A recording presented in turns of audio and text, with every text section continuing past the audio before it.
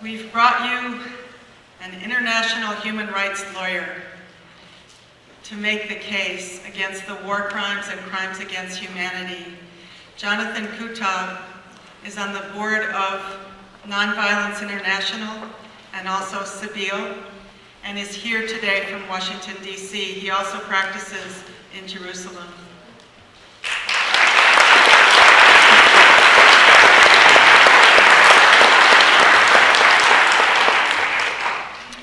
Thank you. One of the expressions you hear a lot in Israel is "Bab al-Hamak, mo bab al-Hama." During a war, you act as if you're in a war. And the idea behind it is that Israel is at war. During war, all restraint is abandoned. You use your power to achieve your goals. You destroy, you don't think too much about what you're doing other than achieving your specific goals. The rules are out of the window. And that's a very scary thought when the Israeli army has so much power at its disposal. The reality, however, is that there are rules and laws that are applicable during wars. And the rules and the laws are very clear and very specific. Unlike a word like terrorism, which you can define any way you wish, the laws of war are very specific and very clear. You are not allowed to target civilian infrastructure, period.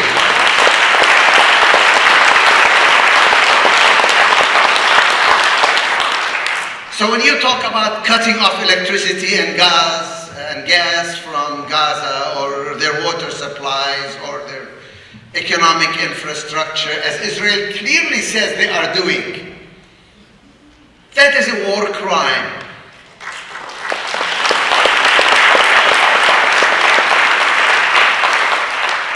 There are certain weapons like dime, which are horrendous weapons, where the sharp nail melts inside your body after it does the damage. That is illegal. That is a war crime. There are principles like proportionality, which says that even if you're going after a military target, the amount of force that you can use has to be proportional to that end. It is not enough to say, I am making it more difficult for the enemy, so I will destroy a whole row of houses so that they will have to dig 100 meters more the next time when they build a tunnel. That is not allowed. There are laws and there are courts. War crimes have universal jurisdiction, which means any country can bring an action. War crimes also have no statute of limitations, which means you can do it 10, 15, 20 years in the future. And there is now an international criminal court. By the Treaty of Rome, this court was established. It sits, it has a repertoire, it has a secretariat, there is a procedure for investigating, bringing actions, and trying people. Now, Israel is very afraid of this court. In fact, they are working very hard to avoid being brought before that court. Not only have they refused to sign the Treaty of Rome, as has the United States and about 4 other countries, they've also pressured the Palestinians for a long time not to accede to that treaty. And since that court has complementary jurisdiction, which means they only operate if there's no other court that brings in action, they're going to go through the charade of setting up their own tribunal, we just heard 2 days ago, to investigate Israeli actions during the recent fight, and specifically to investigate proportionality. This way, an Israeli judge, neutral former high court judge, is going to issue a report which Dershowitz and the New York Times will declare to be such a wonderful investigation and an independent investigation, and therefore no jurisdiction. Israel will try its best to avoid a proper hearing in front of the ICC, and that is part of the battle that we need to fight now.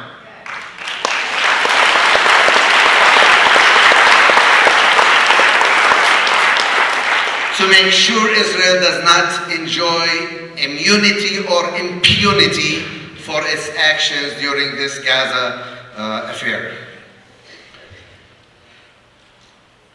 The second battle that Israel needs to fight is not in court, but in the public domain. And one of the best ways it does that is by demonizing Hamas. Now, I am not a member of Hamas, I'm not an apologist for Hamas, I don't like their ideology or their tactics. I want to put that up front. However, I am very aware of how Israel successfully demonizes Hamas, and that exonerates it for everything that it does. They did the same thing with the PLO for many, many years, until they finally domesticated it to some degree. We must be aware of this as a tactic. It does not matter whether you like Hamas or not, or what they say in their charter. This war was not a war against Hamas. In fact, Israeli analysts were very clear. They did not want Hamas to collapse. They wanted it to stay in power. This was a war against Gaza and against the Palestinian people there.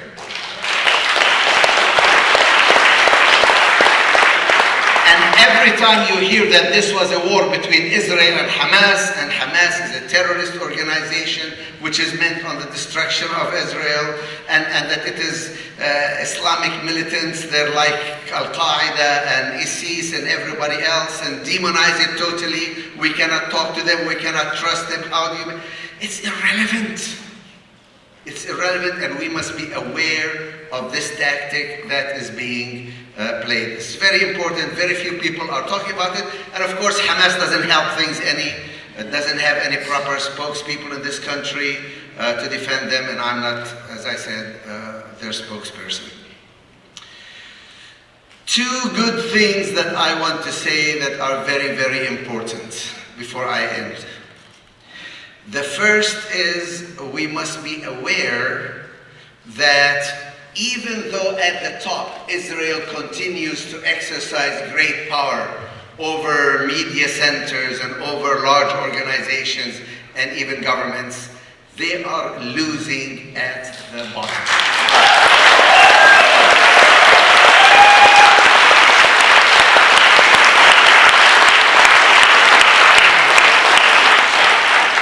They can control CNN and the New York Times. They cannot control Facebook and Twitter.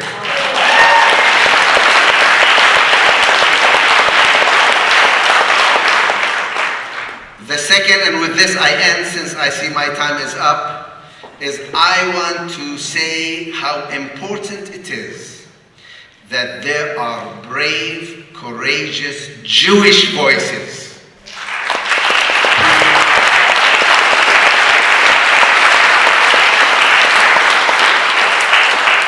are taking positions of integrity as Jews opposed to these war crimes.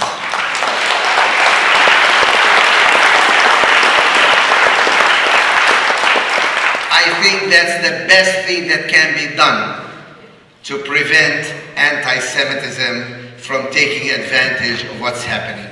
Thank you.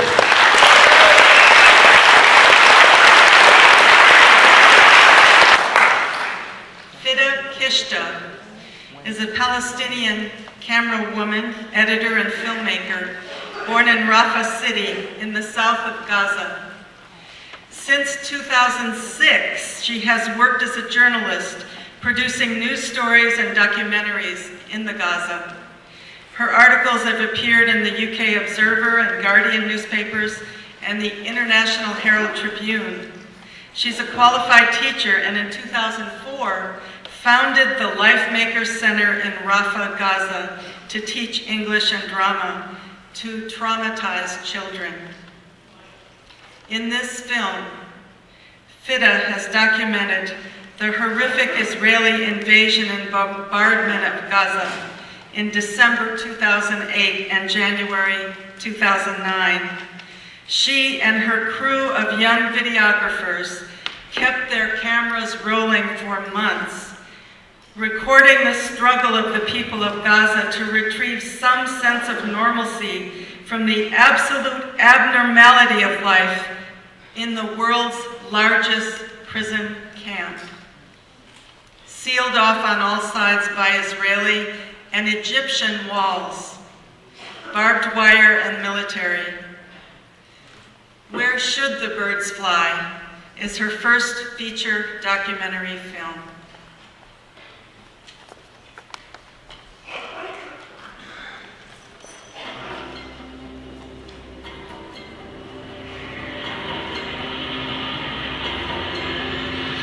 I was born and raised here. Rafah is a town of fishermen and farmers, and thousands of Palestinians still living in camps, refugees forced from their homes by the creation of Israel.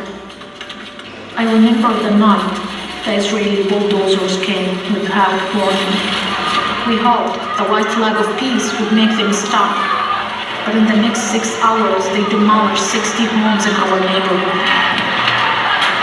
A few years after we lost our home, I learned how to use a camera and became a videographer working with human rights observers.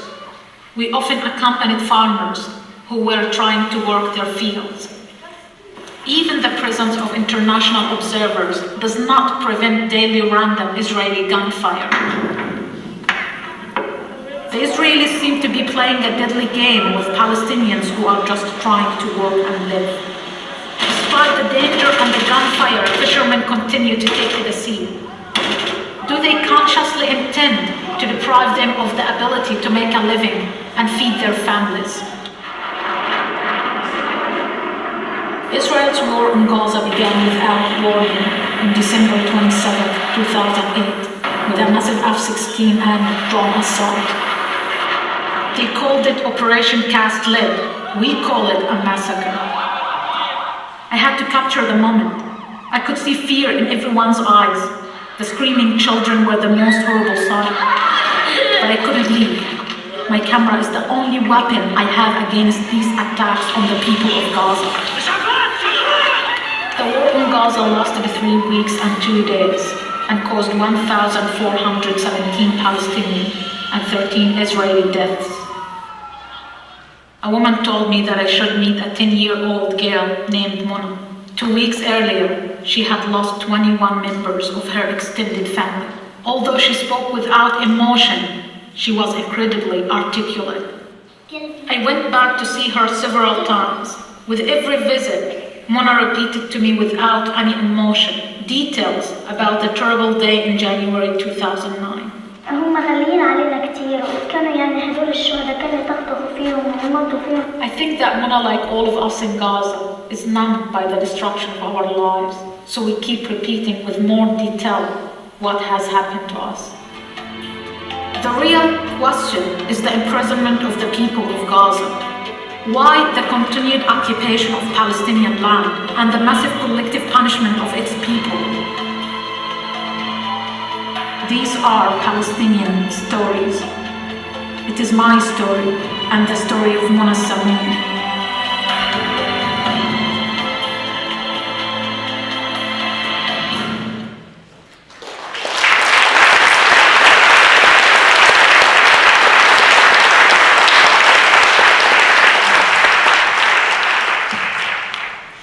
was told we have 6 minutes to speak, so I'm sharing my time with a Palestinian, also young journalist from Gaza, who just left actually Rafah city and visiting the United States here. His name is Anis Mansour, and he's sitting among us, and I think he has a very refreshed memory of what's happening right now.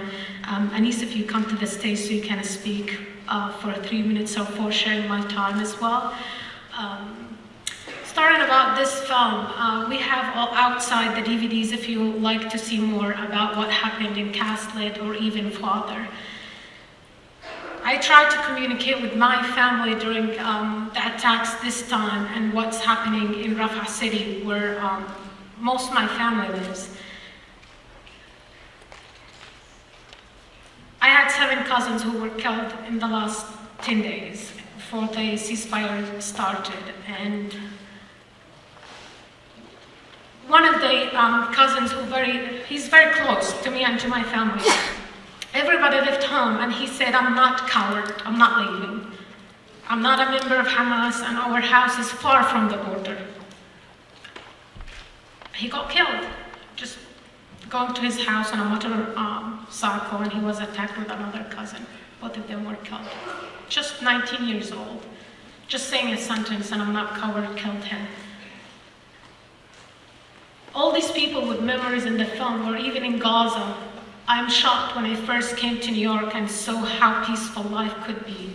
You go just out with your friends and have these moments of fun, and just like, I remember the first couple of years, I didn't even want to hang out with 30 years old, my age, 20s. I was like, what am I going to do with these kids? They are very young. I can't really hang out with them. I felt like we are totally distant.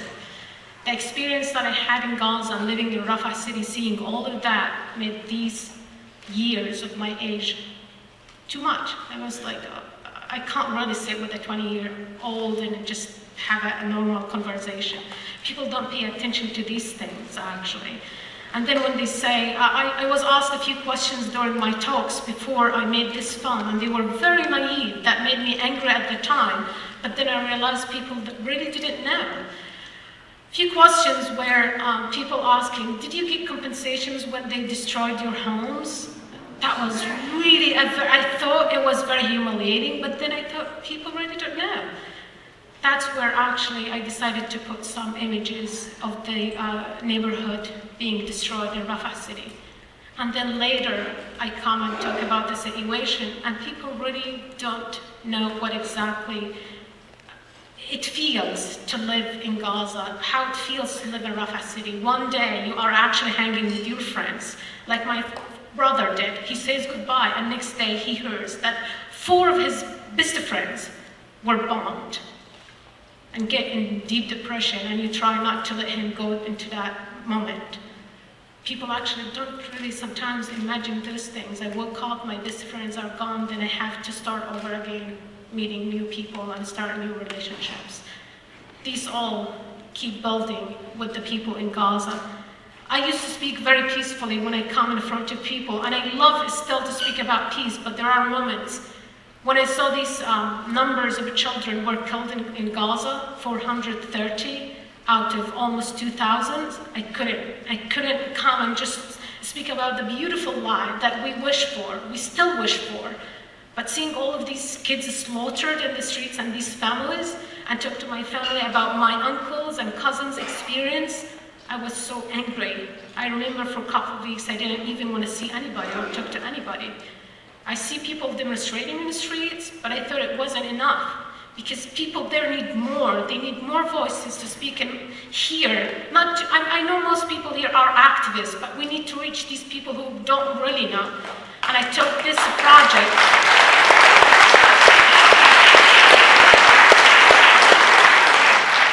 I started this project with many activists, actually in Europe, called it Educate 10 Who Doesn't Know. Everyone here, if you take the initiative to speak to 10 people per year and educate them who don't know anything, just in a bus, or even when you walk, when you sit in the park, that will change a lot in a few years. You may not see what I'm visualizing right now, but in the future you will realize what I'm talking about. These people need your voices as well as They need us to speak about them. Now I'm handing the microphone to Anis Mansour. Anis from Rafah. He just came a few days ago to New York.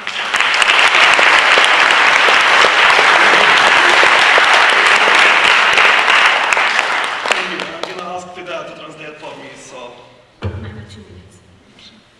اللي 5 أيام تقريبا واصل أمريكا والخمس أيام هذول طبعا مليئات بالكوابيس أو بالأحلام السيئة. I'm here for 5 days, and since I came, it's been, I dream, I have nightmares since I arrived here. 30 يوم في الحرب اللي في غزة هذا أنا ما بسميها حرب طبعا في الإبادة الجماعية اللي كانت إسرائيل بتفوضها ضدنا إحنا كشعب فلسطيني. During the 30 days that Israel attacked Gaza, in this actually genocide that Israel committed against the Palestinians in Gaza. ال 30 يوم هذول طبعا قضيناهم بدون يعني ما بعتقد إنه نمت يوم كامل من خلال الأيام هاي من 30. I don't even remember I slept one day during these 30 days, 24 hours during the 30 days of war in Gaza. كل اللي بتذكره طبعا ضرب الصواريخ والطيران اللي بيضرب في كل مكان. All I remember the rockets and the planes that attacks in Gaza everywhere. أنا في قصة طبعا راح أشارككم فيها اليوم. There is a short story that I'm gonna share with you في today. مقولة صرنا نقولها بغزة. There is a sentence that we say in Gaza, if you want, إذا أردت العيش الرجاء ابتعد عن الأطفال. if you want to live, please stay away from children. لأنه كل المستهدفين طبعا بغزة أطفال. Because most those who were attacked were children. كل المستهدفين أطفال مدنيين. All of these who were attacked were children and civilians. أنا مش قادر كيف بدي أحكي لكم بس I don't know how to tell you this. جحيم يعني عبارة عن جحيم. It's a nightmare, it's hell. الطيران بيضرب ما بيميز. The planes attack and they don't actually distinguish. تكون ماشي بالشارع ما بتشوف إلا صاروخ بينزل. You walk in the street and a rocket attacks. اللي تقدر تقدم مساعدة للناس أو تشيل حدا. If you try to help people, just you do it. Even you can't do it sometimes. إحنا كان مستشفى وحيد اللي هو مستشفى بيوسف النجار. The only hospital in Rafah, Abu Yusuf al-Najjar, طلبوا منه إنه يتم إخلاؤه. they asked the hospital to evacuate. أصبحت رفح بدون مستشفى بدون أي مساعدة طبية. Rafah became a city without a hospital or any kind of help. يعني شيء لا يتصوره العقل. أنا لأول مرة في حياتي عاشرت حروب كثيرة. Something you can't imagine. For me, in my life, I faced many wars. I just want to remind you, he's in his 20s, so he faced many. You know, like in the last few years, there were 6 wars in Gaza, so he faced these last. لأول مرة بشوف الجرائم بهيك شكل. For the first time, I see these attacks, the crimes escalated as much as this. صواريخ الاحتلال يعني لما بتنضرب على الناس. The rockets that attacks people. يعني ما بتصيب واحد براسه أو بيموت. They don't hit somebody just in the head or in his heart and then he ما dies. بضل شيء من الجسم. ما بضل There's nothing. It's all exploded. Nothing from the body. أنا الآن بحكي معكم وأنا مصدوم. I'm talking to you, but I'm still in a shock. يعني بحاول إني أتعافى من اللي أنا عشته بس خلال 30 يوم. I'm trying to recover from what I saw in Gaza in the last 30 days. ولكن اليوم أنا موجود وشايف العدد الموجود هذا من الناس أعطانا الأمل. But today I'm here and I saw this number of people. It gave me hope.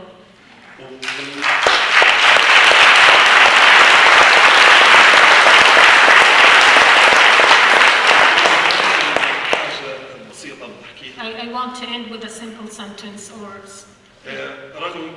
على الرغم من كل اللي بيعمله الاحتلال الإسرائيلي. Despite what the occupation does. شو راح يعمل شو ما يعمل. Despite whatever they do. ما راح يحدث الابتسامة العريضة اللي على وجوه الشعب الفلسطيني. They will not erase the Palestinian smile. مش راح يدمروا الأمل تبعنا. They will not destroy our hope.